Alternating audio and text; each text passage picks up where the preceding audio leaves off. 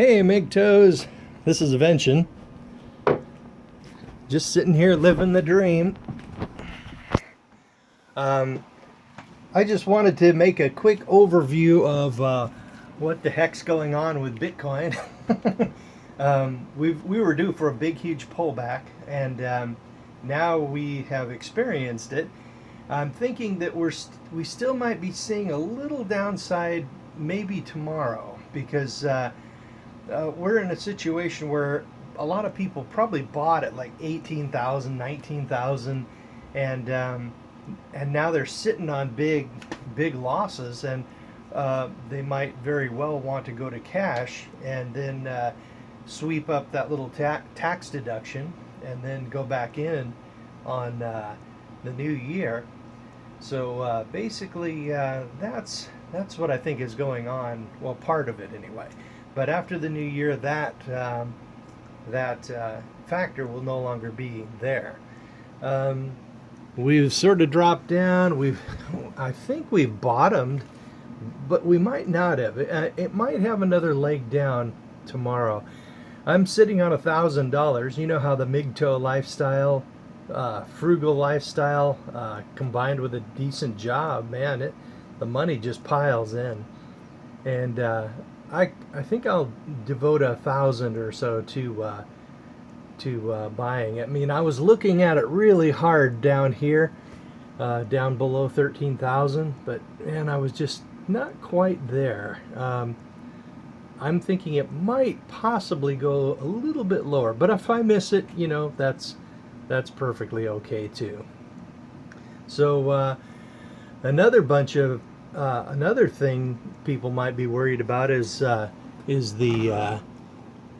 gains in these crazy coins such as Ripple. Ripple has always bothered me because of the fact that they just printed so many coins and they're not mineable, and the core developers, the owners, are just sitting on huge sums of these Ripple currency, and basically nobody's really using it for anything. It's just all complete hype. And this thing, it went really big, and it does that about maybe every 6-7 months or so. But the thing just goes crazy high and then just goes into oblivion for about 8 months or so. And then 8 months later, it just shoots way back up again. I've always been aware of this, but I was just watching a video with Tone Vase in it, and he showed how you can basically go into CoinMarketCap and look at market cap by total supply. And Ripple, wait a second, hold on. Okay, there's circulating supply and total supply, but earlier today, Ripple was actually the #1 coin if you count all of those millions of billions of freaking Ripple that the centralized core developers of Ripple, the owners of Ripple, are just sitting on. The Ripple was actually the #1 cryptocurrency this morning. It has since, even with that massive amount of crazy pre-mined Ripple that they have in their pockets, basically you're in a situation where even now Bitcoin has just come up a little bit and Ripple pulled back a little bit. And now Bitcoin, even with that massive pre-mine of Ripple, is still the #1 currency. The thing about Ripple, man, I never trusted them. I mean, it was a crazy thing, the way that massively pre-mined currency could just go crazy like that. So, oh well, hold on for a moment. So basically, I'm just almost entirely in Bitcoin, and I yanked my Trezor hardware wallet out of the safe deposit box so that I can move all my Bitcoin into a new wallet, and that way I can split off my B Gold and then then sweep that into Bitcoin as well. So yeah, and then it's going right back in the bank box, because that, if I hold on to this thing myself, this thing could conceivably become a danger to me. Like there was there was a uh, a Bitcoin exchange operator in or CEO in the Ukraine who just recently got kidnapped, and the kidnappers demanded $1 million in Bitcoin to release him. And amazingly enough, they actually did let him go when he paid the money, which is kind of a shock, because if statistically, I've heard statistically most kidnappings end in the hostage being killed anyway. So in this case, they didn't kill him. He got lucky. But what I will do, and what I do, is I use the hidden wallet feature in the Trezor for my main stash, and a couple of other wallets for decoys, basically. So if I'm under duress, like if the banks crash and then they have forced me to open my bank box, I think that it would be a good idea for people to have a duress password, so that that looks lived in, and then they can basically hand that over, right? But so when the banks are really in bad shape, needless to say, we're due for another 2008. And when that occurs, the Dodd-Frank Act makes everything in your accounts, basically it's all up for grabs when it becomes an asset that belongs to the bank rather than us. And back in the big, around the World War II era, when they seized the gold, they forced everybody to open their bank boxes and hand over their gold. So it might be a situation where I would have to do the same thing there. But the thing is, those are all very, very minor and non-life threatening threats when it comes to safe deposit boxes, right? If you hold your Bitcoins yourself, however, and it's basically like having $1 million in cash right with you at all times, right in your walk around wallet, and it's a tremendous draw for bad actors, to anybody who wants to take your money, to apply some kind of pressure against you in order to run off with it, right? So it's a good idea for Bitcoiners. I am really a big proponent of this, and that is to get those Bitcoins out of your immediate grasp. Make sure that no matter what you do, you cannot get those friggin' Bitcoins, even if your life depended on it. Because so basically, that should remove the incentive for any kidnappers to come around and try to grab you, right? So I don't know if I have enough to really warrant that. Especially after this big price drop, but it is a danger. So, like, especially when I go to Cambodia, shit, I will not have my Bitcoins with me. I will have access to some of them, but I will not have access to them, all of them, at any time I could be threatened, because basically, yeah, any it would just be an invitation for any gang to run in with 4 or 5 guys, overpower me, drag me off, and then threaten me with or torture me and all that. But if I physically cannot give them those Bitcoins, well, they won't get what they want. So that's life. So okay, now Ripple, it's a massively pre-mined coin. I don't trust it, and it's gonna freaking crash hard from here. Nobody's using it. They say, oh, it's a replacement for the Swift network, which connects all the banks together. there is no friggin' way that's going to happen. They're not using it for that.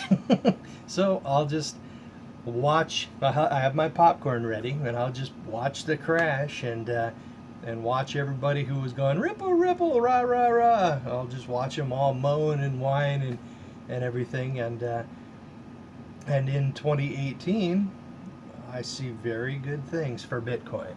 Now, then when we come, I'm not sure if I covered this. I'm getting old, but basically, Bitcoin is the most secure of every crypto out there, right? Every other crypto can change the rules on you much more easily than Bitcoin can. Just recently, or all through this year, basically, Roger Ver and his buddy Jihad Wu took over mining and attempted to change the rules, and they've been spamming the shit out of the mempool, and they've just been doing all kinds of horrible things to gain power and wealth, even more than they already have. I mean, geez, how much do you need? The only thing those people want are power, and how much do they want? They want more. So what they did was they attempted to take over the Bitcoin network and change the rules to increase their profits. So they were resisted by the community and by the warriors of the BIP 148 rebellion, those people who ran full node BIP 148 nodes, and then they basically prevented it from occurring. And then they were so pissed off they forked Bitcoin into B trash, and still spamming the shit out of the Bitcoin network, and they've done some serious damage to Bitcoin. I must admit that, but basically they could not win, even with all their billions of dollars. They couldn't do it. So basically. But then when Bitcoin Cash was having a little bit of problems because of the crappy way they designed the software, then they just said, okay, we're gonna have to fork it, right? So instantly, with no resistance at all, they have so much power in their coin, they just wave their hand and say, let it be done. And their followers just bowed and said, yes, sir. And the fork occurred, no problem. The same with Ethereum, right? We had this massive theft back in 2016 of what they call the DAO, and somebody ran off with a lot of the money that belongs to the real insider high up elites of Ethereum, and then then when they themselves lost, they were saying, "Oh, the code is the law. That is the way it is. That's the way it shall be." Pontificating on all this shit until they lost money. Then when they lost money, they said, fork the code, delete the theft. So that's what they did, and they did it with no resistance, hardly at all. Only a few people were yowling about it, but nobody could stop them. And they waved their magic wand and said, let it be done, and changed the rules of the currency. And the only currency that has resisted that sort of pressure, with seriously powerful people trying to change the currency for their benefit, that was the Bitcoin. They tried that with Bitcoin and they failed. So basically that makes Bitcoin the most secure of every crypto on the frickin' face of the earth. So that's why I am buying Bitcoin pretty much every month. As long as I'm still working, I will be buying Bitcoin. And I'm sitting on $1,000 right now, and I'm watching that price, and I'm thinking, man, that's probably going to come down. But in any case, I'm going to dump it in before the end of the year, before midnight of the year change. So because the people who are trying to get tax deductions, that downward pressure will be gone. And once we're in the new year, dudes, I think the sky's the limit, dudes. I'm probably my target for 2018 is right around 50 grand per Bitcoin, and that's probably conservative. So once all this Ripple bullshit works its way through the system, and then the people selling for tax purposes are worked out, then I'm of the opinion that we should see some pretty good gains in January. So some people are saying it might be going down. Oh my goodness, it's going down to 8,000. But man, I sure don't see any. I don't see weakness like that. So I'm gonna be dumping 1,000 in. So let's see. Other than that, all I can just say is enjoy the MGTOW lifestyle. I personally spend about 30% of my take-home pay, maybe 35, unless I have like a big car repair or truck repair bill or something.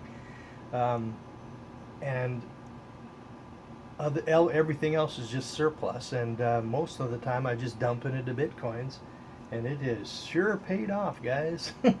So my motto is MGTOW is a better, lower stress, more peaceful, more stable, and vastly more prosperous way to live. So I'll let you guys go. And don't get married.